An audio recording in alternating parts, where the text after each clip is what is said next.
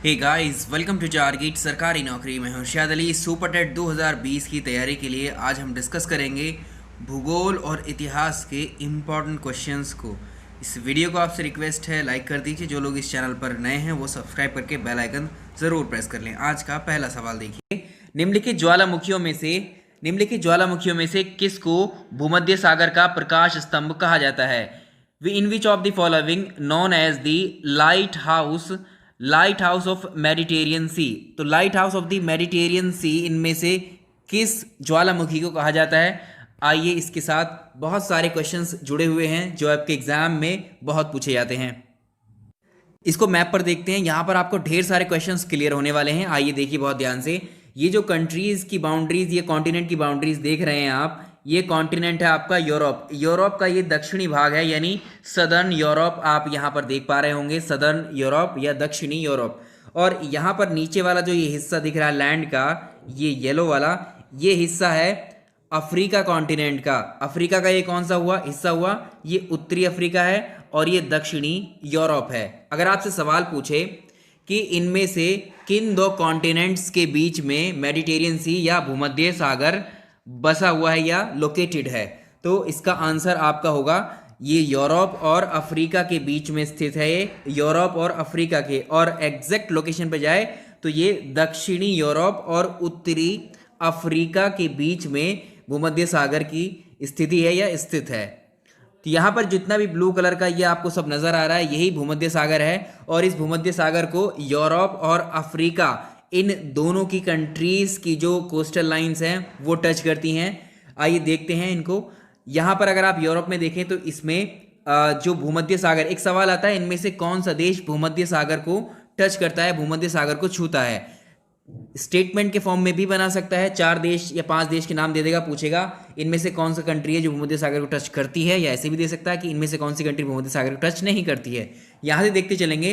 पहला कंट्री, अगर आप यूरोप की बात करें, स्पेन क्या कर रहा है? भूमध्य सागर से इसकी बाउंड्री टच होती है। मोनाको है, सॉरी फ्रांस है, फ्रांस में ही मोनाको है। तो देखिए Spain, France, Italy, Slovenia, Croatia, Bosnia, और बोस्निया के साथ में है हर्जेगोविनिया।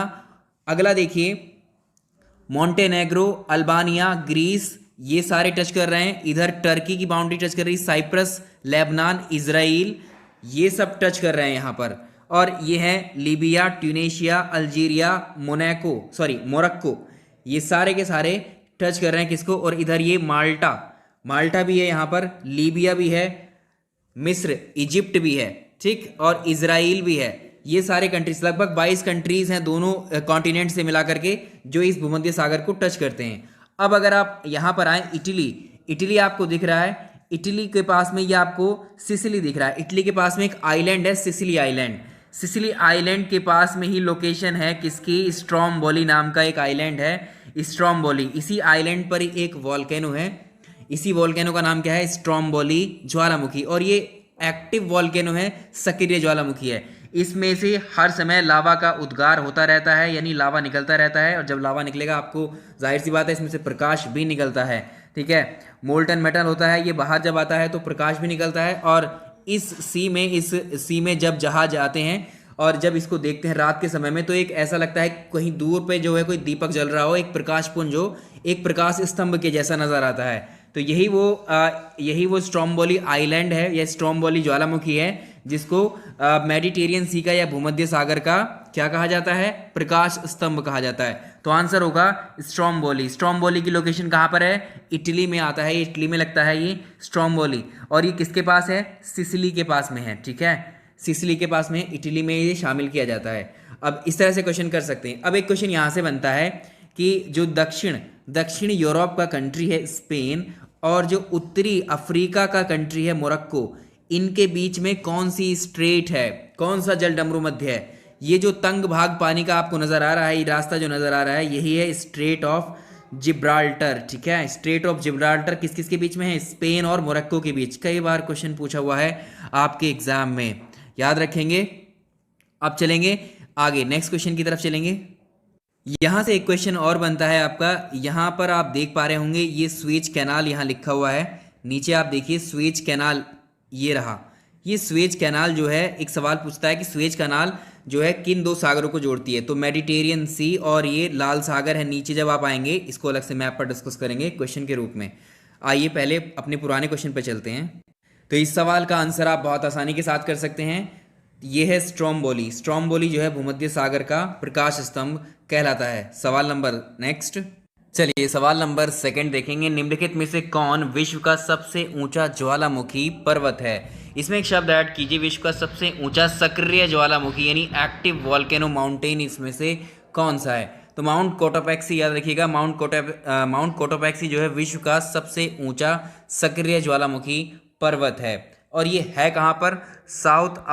जो साउथ अमेरिका है, साउथ अमेरिका ये महाद्वीप है, दक्षिण अमेरिका महाद्वीप में जो एक इक्वाडोर कंट्री है, इक्वाडोर में स्थित है ये। ठीक है, ये याद रखेंगे लोकेशन भी इसकी। चलिए नेक्स्ट सवाल की तरफ चलेंगे अपने। अब सवाल नंबर अगला रहेगा मोना लोआ। अगला सवाल है मोना लोआ किस चीज़ का उदाहरण है? मोना लोआ किसका उदाहरण है? इनमें से अगर इसकी बात करें तो मोना लोआ एक ज्वालामुखी हवाई, एक्चुअली ये ज्वालामुखी माउंटेन है जो अमेरिका है, यूएसए अमेरिका का एक आइलैंड है जिसका नाम है हवाई आइलैंड या हवाई द्वीप। इसी द्वीप पर स्थित है ये मोनोलोआ वॉल्केनो या मोनोलोआ ज्वालामुखी। इसको याद रखिएगा, ये एक एक्टिव वॉल्केनो है, ये एक सक्रिय ज्वालामुखी है। ये टाइप में पूछता है क्वेश्चन। नेक्स्ट सवाल की तरफ चलेंगे अपने। चलिए सवाल नंबर नेक्स्ट देखेंगे हम लोग। निम्नलिखित में से कौन सा मापक, कौन सा इंस्ट्रूमेंट टॉर्नेडो की तीव्रता मापने के लिए प्रयोग किया जाता है? जो टॉर्नेडो होते हैं इनकी इंटेंसिटी को किसके द्वारा मापा जाता है? तो इस स्केल का नाम होता है फुजीटा स्केल के द्वारा इसको मेज़र किया जाता है। रिक्टर स्केल आप जानते हैं, रिक्टर स्केल जो है भूकंप की तीव्रता मापने के लिए किया जाता है, अर्थक्वेक की तीव्रता मापने के लिए, इंटेंसिटी मापने के लिए। फुजीटा स्केल जो है टॉर्नेडो की तीव्रता मापने के लिए यूज़ किया जाता है। नेक्स्ट, चलिए क्वेश्चन नंबर नेक्स्ट देखिए। पृथ्वी की सतह का वह भाग जिस पर भूकंपीय तरंगे, अर्थक्वेक वेव जो होती हैं, इनको सबसे पहले रिकॉर्ड किया जाता है, उसको क्या बोलते हैं? उस प्लेस का नाम क्या है? एक्चुअली हम बात करें कि इसकी भूकंप की, तो जिस जगह से भूकंपीय तरंगे उत्पन्न होती है, याद रखिएगा अर्थ में जहाँ से भूकंप की तरंगे उत्पन्न होती हैं उस जगह को हम बोलते हैं फोकस। और जहाँ सबसे पहले भूकंपीय लहरें या भूकंपीय तरंगों का अनुभव किया जाता है उसे बोलते हैं हम अधिकेंद्र या इसी को बोलते हैं हम इपीसेंटर। याद रखिएगा, अधिकेंद्र या इपीसेंटर कहा जाता है जहाँ पर भूकंपीय तरंगों को सबसे पहले रिकॉर्ड किया जाता है। और भूकंप आने से पहले वायुमंडल में कौन सी गैस की मात्रा अधिक बढ़ जाती है? याद रखिएगा, रेडॉन गैस की मात्रा अधिक इसमें बढ़ने लगती है। अब एक सवाल आता है, भूकंप की तीव्रता किस स्केल पर मापी जाती है? अभी देखा है हमने रिक्टर स्केल पर मापी जाती है। कौन से डिवाइस से मापी जाती है? तो उसको बोलते हैं हम सीस्मोग्राफ। तो इसमें क्वेश्चन आता है, निम्नलिखित में से किस यंत्र का भूकंप तरंगों के मापन के लिए प्रयोग किया जाता है? तो वो डिवाइस रहेगी सीस्मोग्राफ और स्केल रहेगा रिक्टर स्केल। दोनों डिवाइस आपको पता है। चलिए नेक्स्ट सवाल की तरफ चलेंगे अपने। चलिए क्वेश्चन नंबर नेक्स्ट की तरफ चलेंगे। जो नीली नील है यानी ब्लू नाइल रिवर जो है, निम्नलिखित में से किस झील से निकलती है? कौन सी लेक से ब्लू नाइल रिवर का ओरिजिन होता है? जानेंगे ढेर सारे क्वेश्चंस को मैप पर। आइए चलते हैं मैप पर और समझते हैं। देखिए, ये अभी हमने देखा था मेडिटेरियन सी, और मेडिटेरियन सी के यहाँ पर आपने लीबिया देखा, इजिप्ट देखा है जो मेडिटेरियन सी को टच कर रहे थे कंट्रीज़। और ये आप जानते हैं कॉन्टिनेंट कौन सा था? ये अफ्रीका कॉन्टिनेंट है। और हमने क्वेश्चन देखा था, जो स्वेज कैनाल है, ये स्वेज कैनाल है किस किस को जोड़ती है, कौन कौन से सागरों को कनेक्ट करती है? मेडिटेरियन सी और रेड सी यानी लाल सागर को कनेक्ट कर रही है स्वेज कैनाल। यहाँ पर बनी हुई कैनाल है ये। और इसमें अब आते हैं जो आपका अफ्रीका कॉन्टिनेंट है ना, अफ्रीका महाद्वीप। इसमें आपको कुछ कंट्रीज नज़र आ रहे हैं यहाँ पर, आप पहले इनको देख लीजिए। ये इजिप्ट है, ये लोकेशन जानना बहुत ज़रूरी है। ये सूडान है, ये इथियोपिया है। नीचे आप देखेंगे तो यहाँ पर केनिया भी है, युगांडा भी है। कभी कभी ऐसे भी पूछ लेता है कि इनमें से कौन सा देश अफ्रीका महाद्वीप में है? इथियोपिया है, ठीक है, डेमोक्रेटिक रिपब्लिक ऑफ कॉन्गो भी है, सूडान है, और यहाँ पर तंजानिया आपको एक नज़र आ रहा है, ब्रुंडई भी है, रवांडा भी है।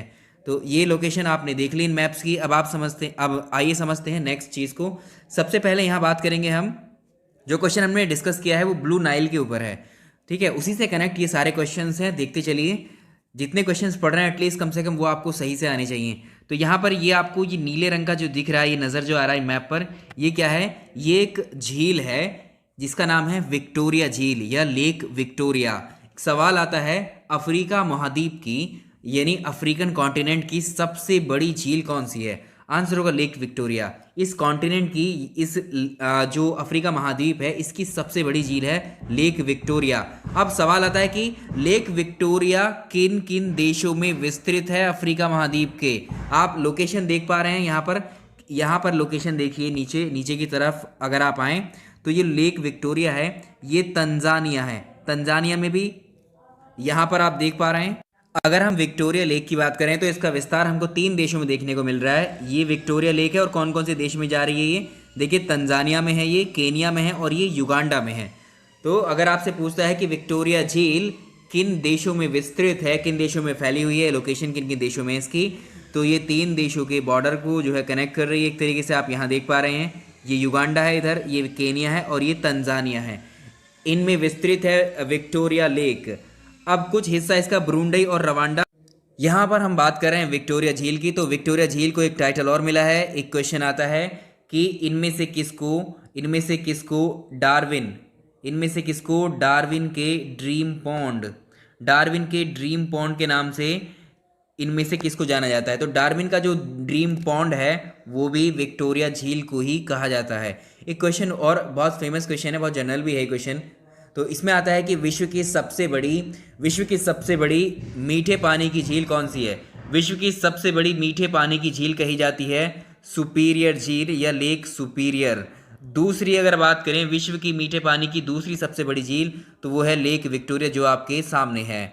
ठीक है, तो ये एडिशनल क्वेश्चन है आपके लिए, एज इट इज क्वेश्चन पूछे जाते हैं। अगर आपसे पूछे क्षेत्रफल की दृष्टि से विश्व की तीसरी सबसे बड़ी झील, क्षेत्रफल के हिसाब से विश्व की सबसे बड़ी झील कौन सी है तीसरे नंबर की, तो वो लेक विक्टोरिया है। अगर आपसे पूछे पहले स्थान दूसरे स्थान पर क्षेत्रफल के हिसाब से एरिया वाइज विश्व की सबसे बड़ी झील कैस्पियन सागर है, कैस्पियन सी है। और अगर आपसे पूछे विश्व की क्षेत्रफल की दृष्टि से विश्व की दूसरी सबसे बड़ी झील कौन सी है, तो लेक सुपीरियर है। ठीक है, ये अलग अलग जिस तरह से फैक्ट बोले हैं उसी को एज इट इज याद रखना है। अगर आपसे पूछे, फिर से एक बार रिवाइज करा देते हैं, विश्व की मीठे पानी की सबसे बड़ी झील लेक सुपीरियर है। विश्व की मीठे पानी की दूसरी सबसे बड़ी झील लेक विक्टोरिया है। और अगर आपसे पूछे विश्व की क्षेत्रफल की दृष्टि से सबसे बड़ी झील, तो कैस्पियन सागर है। विश्व की क्षेत्रफल की दृष्टि से दूसरी सबसे बड़ी झील सुपीरियर झील हो जाती है। और विश्व की क्षेत्रफल की दृष्टि से तीसरी सबसे बड़ी झील विक्टोरिया लेक हो जाती है। एडिशनल क्वेश्चन है, अब यहाँ जो लेक विक्टोरिया आपको दिख रही है, तो यहाँ पर नीले रंग का ये आपको जो दिख रहा है लाइनिंग, ये क्या है? ये पानी है। ये पानी निकल करके चला है कहाँ को? इस तरफ को बढ़ा है। ये पानी युगांडा से होता हुआ कहाँ गया? South Sudan. यही है क्या? इसको बोलते हैं हम, जो नदी निकल रही है यहाँ से, वाइट नील। यहाँ से श्वेत नील, वाइट नाइल रिवर यहाँ से निकलती है। सवाल आता है श्वेत नील कहाँ से निकलती है? कौन सी लेक से निकलती है? लेक विक्टोरिया से निकलती है श्वेत नील या वाइट नाइल रिवर।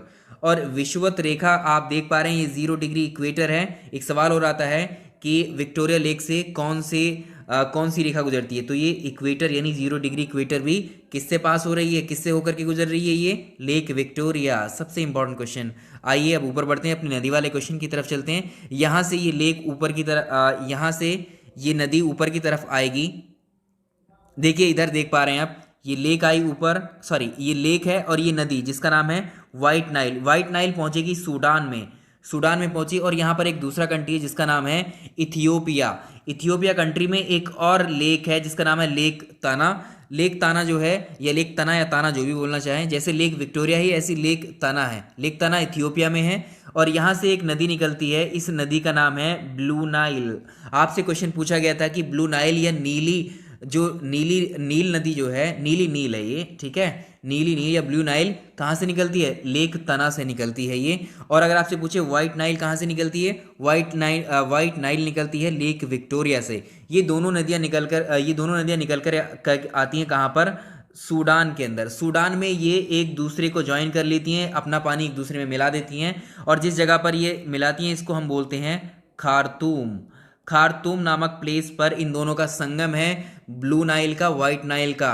ये कहाँ पर है? खार्तूम, सूडान के अंदर है। और जब ये मिल जाती है, यहाँ पर आप देख पा रहे हैं, ये ब्लू नाइल जब यहाँ मिल जाएगी तो आगे ये जो नदी कहलाएगी इसको हम बोलेंगे Nile river, simply Nile river. और ये फिर इजिप्ट में एंटर कर जाती है। यहाँ पर इजिप्ट है, इजिप्ट में एंटर करने के बाद में ये मेडिटेरियन सी में अपना जल गिरा देती है। तो इतने सारे क्वेश्चंस आप यहाँ से कर सकते हैं। अगर आपसे पूछे कि ब्लू नाइल का पानी जो है अपना पानी कहाँ गिराती है, ये मेडिटेरियन सी में गिराती है। और अगर आपसे पूछे कि ब्लू नाइल और वाइट नाइल कहाँ पर इन दोनों का संगम है, सूडान देश के अंदर है, सूडान में खार्तूम नाम की जगह है, वहीं पर इन दोनों का संगम है। तो ढेर सारे क्वेश्चन आप यहाँ से कर सकते हैं इसी पर बेस्ड। एक सवाल और बनता है यहाँ पर कि जो अफ्रीका है, इनमें से अफ्रीका की कौन सी नदी है जो भूमध्य रेखा को, इस इक्वेटर लाइन को 2 बार काटती है? तो इसको याद रखिएगा, अफ्रीका को 2 बार काटने वाली नदी का नाम क्या है? ये बहुत आसान, बहुत सिंपल है, इसको आप जानते भी हैं, कॉन्गो रिवर है। ठीक है, कॉन्गो नदी जो है, कॉन्गो नदी अफ्रीका महाद्वीप की जो कॉन्गो नदी है भूमध्य रेखा को 2 बार विभाजित करती है। नेक्स्ट देखें, आप में से जो एस्पिरेंट्स तैयारी करना चाहते हैं यूपीपीसीएस की, तो अनअकैडमी ने यूपीपीएससी 2021 के फाउंडेशन कोर्स की शुरुआत कर दी है 9 सितंबर से। आप चाहें तो डेमो क्लासेस भी ले सकते हैं, और एक ही सब्सक्रिप्शन पर आप यूपीपीएससी के सभी एग्ज़ाम्स, जिसमें अपर पीसीएस, लोअर पीसीएस, समीक्षा अधिकारी, लेखपाल, इन सभी एग्ज़ाम्स की तैयारी आप सिंगल सब्सक्रिप्शन पे भी कर सकते हैं। इन सभी फैकल्टीज़ की क्लासेस आपको 2021 के यूपीपीएससी फाउंडेशन कोर्स में मिलेंगी, और इनके डेमो क्लासेस के साथ साथ आप जो इनकी लाइव क्लासेस ज्वाइन कर पाएंगे। साथ ही अगर आपको सब्सक्रिप्शन लेना है तो ये सब्सक्रिप्शन है 1 मंथ, 3 मंथ, 6 मंथ, 12 मंथ। आप अपने अकॉर्डिंग ये पैक चूज़ कर सकते हैं, और साथ ही आप इस पर डिस्काउंट अवेल भी कर सकते हैं। अगर आप कोई भी सब्सक्रिप्शन लेते हैं, इस पर आपको इरशाद सर ये रेफरल कोड अगर आप इस्तेमाल करते हैं, यूज़ करते हैं, और इसको आप लगाएंगे, तब आपको 10% का डिस्काउंट हो जाएगा आपके किसी भी सब्सक्रिप्शन पर। तो डिस्क्रिप्शन में लिंक है इसका, आप चाहें तो डेमो क्लासेस लेकर के इन क्लासेस को ज्वाइन कर सकते हैं। तो इस क्वेश्चन का आंसर आप यहाँ से बहुत आसानी से कर सकते हैं। ताना झील से निकलती है ब्लू नाइल, कौन से देश में है? इथियोपिया में। अगर इसको हम यहाँ श्वेत नील कर दें तो श्वेत नील यानी वाइट नाइल कहाँ से निकलेगी? ये निकलेगी लेक विक्टोरिया से, यानी विक्टोरिया झील से। दोनों कहाँ पर मिलती हैं? खार्तूम में। अगले सवाल की तरफ चलते हैं। सवाल नंबर अगला देखेंगे हम लोग। रियो ग्रांडी नदी किन 2 देशों के बीच में सीमा बनाती है? इंपॉर्टेंट क्वेश्चन है, ये क्वेश्चन आया हुआ है आपके एग्जाम में। रियो ग्रांडी नदी किन के बीच में सीमा बनाती है? तो ये नॉर्थ अमेरिका कॉन्टिनेंट है, नॉर्थ अमेरिका की ये 5वीं सबसे बड़ी झील कही जाती है, जो अमेरिका का एक राज्य है जिसका नाम है टेक्सास, और मैक्सिको के बीच में। तो अमेरिका और मैक्सिको के बीच में उत्तर बी हो जाएगा। मैक्सिको और ये यूएसए के बीच में सीमा बनाती है, बाउंड्री। नेक्स्ट चलेंगे। सवाल नंबर, इसका आंसर मैप पे देखेंगे, रिंग ऑफ फायर के बारे में है ये क्वेश्चन अगला। आइए इसको समझते हैं कि रिंग ऑफ फायर होता क्या है। पहले है रिंग ऑफ फायर का संबंध किससे है? रिंग ऑफ फायर का संबंध किससे है? भूकंप से, ज्वालामुखी से, प्रशांत महासागर से, या जंगल की आग से? बहुत ही इंटरेस्टिंग ऑप्शंस दिए हुए हैं। आइए मैप पर चलते हैं और इसको समझते हैं क्या सही इसका आंसर होगा। यहाँ पर आपको प्रशांत महासागर यानी पैसिफिक ओशन नज़र आ रहा है। ये रहा पैसिफिक ओशन, और पैसिफिक ओशन में जो कुछ आइलैंड्स आपको ये नज़र आ रहे हैं, ये सब आइलैंड्स जो दिख रहे हैं आपको, ये आइलैंड्स छोटे छोटे आइलैंड्स, और इन आइलैंड्स के सहारे ये आपको ये डॉटेड में दिख रहे हैं, ये क्या हैं? ये तटीय भाग हैं। इनके तटीय भागों में ज्वालामुखी हैं। तो यहाँ पर आप देख पा रहे हैं जो प्रशांत महासागर है, प्रशांत महासागर से लगे हुए जो महाद्वीप हैं, यहाँ पर जो ज्वालामुखी हैं, इन पर जो है ज्वालामुखी का ज़्यादा विस्तार है यहाँ इन साइड में। तो आप जब इसको देखेंगे पूरे के पूरे इस तरह से फैले हुए हैं ये ज्वालामुखी। जब आप इसको देखते हैं तो इसी एरिया को, प्रशांत महासागर के इसी एरिया को हम रिंग ऑफ फायर के नाम से जानते हैं। तो विश्व के 2/3 जो ज्वालामुखी हैं वो इसी एरिया में पाए जाते हैं। ठीक है, प्रशांत महासागर में पाए जाते हैं। तो इसीलिए fire ring of the Pacific ocean इसको बोला जाता है। विश्व के ज्वालामुखियों का लगभग 2/3 2/3 भाग जो है प्रशांत महासागर के जो दोनों तट हैं, ये वाले इन दोनों तट में जो है आइलैंड्स भी हैं और समुद्री द्वीप के सहारे पाए जाते हैं ये सारे ज्वालामुखी। तो इसे जो है प्रशांत महासागर का अग्निवलय, हिंदी में अग्निवलय बोलेंगे इसको, रिंग ऑफ फायर को, या इंग्लिश में बोलेंगे fire ring of the Pacific ocean कहा जाता है। ठीक है, तो ये अब इसका संबंध किससे, आइए क्वेश्चन पे चलते हैं। अब इसका आंसर क्या हो जाएगा, जो रिंग ऑफ फायर है या अग्नि का वलय है, इसका संबंध एक तो भूकंप से भी होगा, क्योंकि उन एरियाज में भूकंप से भी संबंधित है ये। ज्वालामुखी तो आपको समझ में आ ही गया है, और ये कहाँ पर है सारी चीज़, रिंग ऑफ फायर प्रशांत महासागर में, पैसिफिक ओशन में। तीनों सही हो जाएंगे, फर्स्ट, सेकेंड एंड थर्ड। ठीक है, तो ये इसका ऑप्शन ए हो जाएगा। अगला सवाल देखिए, हम बात करें बरमूडा ट्रायंगल की, तो इसके बारे में कई सारी घटनाओं का जिक्र मिलता है। जब कभी यहाँ से जहाज या वायुयान इस एरिया से गुजरे होंगे तो वो गायब हो जाते हैं इस एरिया के बाद में, उनका पता ही नहीं लगा कि कहाँ गए। अगर इस स्थान की बात करें तो एक त्रिभुजाकार स्थान है जो कि फ्लोरिडा, इसमें 3 क्षेत्र आते हैं। तो इस बरमूडा का जो त्रिभुजाकार क्षेत्र है ये फ्लोरिडा, बरमूडा और पुआर्तो रिको, यहाँ पर देखिए प्यूर्टो रिको या फिर पुआर्तो रिको जो है, इन तीनों के बीच के इस एरिया को ही क्या कहा जाता है, ये कहाँ पर है, अटलांटिक ओशन में है। अटलांटिक ओशन में है, इसी को हम बोलते हैं क्या, बरमूडा ट्रायंगल। तो सवाल यहाँ पूछ रहा है कि बरमूडा ट्रायंगल कहाँ पर अवस्थित है। तो कभी कभी तो देशों के तीनों के नाम पूछ लेता है, जो आइलैंड्स हैं ये तीनों एक्चुअली वो आइलैंड है, जिसमें कि फ्लोरिडा है और पुआर्टो रिको है और जो है बरमूडा है। इन सब से मिलकर के क्या बनता है, ये बरमूडा ट्रायंगल तैयार होता है। और इसमें जो ये कहाँ पर है, उत्तरी अटलांटिक ओशन में है ये। नेक्स्ट सवाल नंबर अगला रहेगा, इटली, सिसिली और सर्डिनिया और कोर्सिका किससे घिरे हुए सागर का नाम आपको बताना है। ये है टेरहेनियन सागर। टेरहेनियन सागर पहले क्वेश्चन में ही आपने देखा होगा, ये देखते हैं मैप पर। पहले ही क्वेश्चन में हमने देखा था, इटली है आपके सामने, यहाँ पर इटली है, सिसिली है और सर्डिनिया और कोर्सिका है, ये कौन से सागर से घिरे हुए हैं, ये हैं टेरहेनियन सागर से। तो ये भी आप याद रख सकते हैं। चलिए नेक्स्ट सवाल की तरफ चलेंगे अपने। सवाल नंबर अगला देखिए, निम्नलिखित में से कौन सा सागर 3 महाद्वीपों से घिरा हुआ है।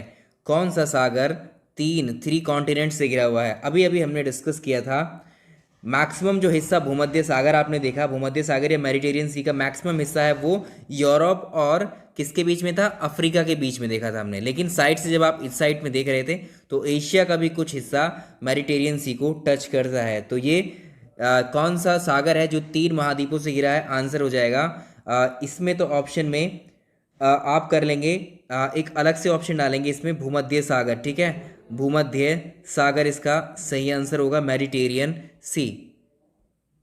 चलिए सवाल नंबर नेक्स्ट देखेंगे, निम्नलिखित नहरों में से कौन सी अटलांटिक और प्रशांत महासागर को जोड़ती है। अटलांटिक ओशन, पैसिफिक ओशन को, इनमें से कौन सी कैनाल कनेक्ट करती है। तो ये आप जान रहे हैं, ये है पनामा कैनाल। तो पनामा नहर जो है प्रशांत महासागर, कैरेबियन सागर, ठीक है, यहाँ पर कैरेबियन सागर भी हो सकता है। तो पनामा नहर जो है प्रशांत महासागर और कैरेबियन सागर वो कहाँ पर है, अटलांटिक महासागर में। इन दोनों को ये कनेक्ट करती है, याद रखेंगे। अगर आपसे पूछे स्वेज कैनाल, अभी अभी डिस्कस किया है, स्वेज कैनाल किस किस को कनेक्ट करती है, रेड सी को। रेड सी को किससे करती है, मेडिटेरियन सी से कनेक्ट करती है। नेक्स्ट सवाल देखिए, सवाल नंबर नेक्स्ट रहेगा, लोम्बोक जल डमरू मध्य यानी लोम्बोक स्ट्रेट जो है किन 2 आइलैंड्स के बीच में स्थित है। बाली और लोम्बोक के बीच में ही है स्थित, ये बाली और लोम्बोक के बीच में स्थित है। अब नेक्स्ट क्वेश्चन की तरफ चलेंगे अपने।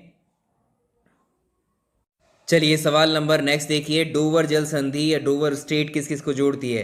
तो ये इंग्लिश चैनल और उत्तरी सागर को, यानी इंग्लिश चैनल और जो नॉर्थ सी है इसको जोड़ती है। कहाँ पर, अटलांटिक ओशन में है ये। इसका आंसर 14 का हो जाएगा सी। अगला सवाल देखिए, सवाल नंबर नेक्स्ट है, पिछले क्वेश्चन से कनेक्टेड है। निम्नलिखित जल डमरू मध्य यानी स्ट्रेट में से किस एक में से निकाली गई सुरंग यूनाइटेड किंगडम और फ्रांस को जोड़ती है। तो देखिए, जो डोवर जल संधि अभी हमने देखा है, डोवर जल संधि इंग्लिश चैनल और जो उत्तरी सागर इनको कनेक्ट करती है, जो कि इंग्लैंड और फ्रांस को भी अलग करती है, इंग्लैंड और फ्रांस को। और इसी से एक सुरंग निकाली गई है जो डोवर जल डमरू मध्य से होकर के जाती है। नेक्स्ट सवाल नंबर अगला रहेगा, कौन सी जल संयोजी यूरोप को जो है अफ्रीका से पृथक करती है। हमने यहाँ देखा था, इधर आपने देखा था किसको, स्पेन को, स्पेन कंट्री देखा था, और इधर देखा था आपने मोरक्को। स्पेन और मोरक्को के बीच में पानी का संकरा भाग, तंग भाग, इसको हम क्या बोलते हैं, इसको हम बोलते हैं क्या, जिब्राल्टर जो थी संधि या जिब्राल्टर संयोजी एक तरीके से क्या है, पानी का ये चैनल है या जल संधि है। तो इसका आंसर हो जाएगा ऑप्शन बी, जिब्राल्टर जल संधि यूरोप को अफ्रीका से अलग करती है। और ये जल संधि यूरोप के जो स्पेन है और अफ्रीका का जो मोरक्को है, इनके बीच में ये स्थित है। सवाल नंबर नेक्स्ट रहेगा, एशिया और उत्तरी अमेरिका को जो जल डमरू मध्य अलग करता है वो कौन सा है। एक जल डमरू मध्य या स्ट्रेट के बारे में क्वेश्चन आपसे डेफिनेटली पूछा जाएगा, तो ये बेरिंग जल डमरू मध्य एशिया और उत्तरी अमेरिका को अलग करता है। अगला सवाल, सवाल नंबर नेक्स्ट देखिए, क्षेत्रफल की दृष्टि से हिंद महासागर में सबसे बड़ा आइलैंड कौन सा है। तो ये हिंद महासागर इंडियन ओशियन में सबसे बड़ा महासागर है मेडागास्कर। ऑप्शन सी इसका करेक्ट आंसर रहेगा। चलिए सवाल नंबर नेक्स्ट देखेंगे, निम्नलिखित में से पूर्वी द्वीप समूह का कौन सा द्वीप 3 देशों में विभाजित है, यानी कौन से आइलैंड की जो स्थिति है वो 3 देशों में शामिल है। तो ये बोर्नियो आइलैंड है। बोर्नियो आइलैंड जो है द्वीप समूह, ये 3 देशों में विभाजित है। अगला सवाल देखेंगे। चलिए नेक्स्ट सवाल की तरफ चलते हैं, जापान का विशालतम द्वीप कौन सा है, जापान का लार्जेस्ट आइलैंड कौन सा है। तो जापान जो है मेनली 4 आइलैंड से मिलकर बना हुआ है, जिसमें आप जानते हैं होक्काइडो है, होन्शु है, शिकोकू है और क्यूशू है। इनमें सबसे बड़ा द्वीप जो है होन्शु है। डी ऑप्शन इसका सही आंसर है। सवाल नंबर अगला देखिएगा, सिनाई प्रायद्वीप या सिनाई पेनिनसुला कहाँ पर लोकेटेड है। तो इसका आंसर हो जाएगा मिस्र में, यानी इजिप्ट में इसका लोकेशन है सिनाई प्रायद्वीप का। नेक्स्ट चलिए लास्ट क्वेश्चन देख लेते हैं, क्योंकि अभी बैकग्राउंड में बहुत ज़्यादा नॉइज़ है, तो इसमें अभी हम केवल यहाँ तक ज्योग्राफी के क्वेश्चन रहने देंगे। इसका अगला पार्ट ही 1 से 2 घंटे के बीच में अपलोड कर देंगे आज ही, ठीक है। जिसमें हिस्ट्री के क्वेश्चन हमने कराने की बात की थी, क्योंकि इसमें हम दोनों कंबाइंडली करना चाहते हैं, लेकिन बैकग्राउंड में आवाज़ आपको सुनाई दे रही होगी, इससे क्वेश्चन जो है डिस्टर्ब हो रहे हैं, एक तरीके से डिस्कशन डिस्टर्ब हो रहा है हमारा। तो यहाँ पर अगला क्वेश्चन है, जापान के निम्नलिखित 4 द्वीपों को उत्तर से दक्षिण, ये जापान है, आपको इधर से आते हुए बताना है कि उत्तर से दक्षिण अनुक्रम में निम्नलिखित कौन सी सही है। तो इसमें होक्काइडो, होन्शु और शिकोकू, ये वाला आपको order as it is follow करना है इसमें। चलिए कुछ ज़्यादा ही शोर है, अभी इस वीडियो को यहीं तक रहने देते हैं। नेक्स्ट वीडियो में मिलते हैं इतिहास के क्वेश्चंस के साथ में। तो इसका आंसर सी हो जाएगा। वीडियो पसंद आया तो लाइक ज़रूर कीजिएगा। Thank you so much.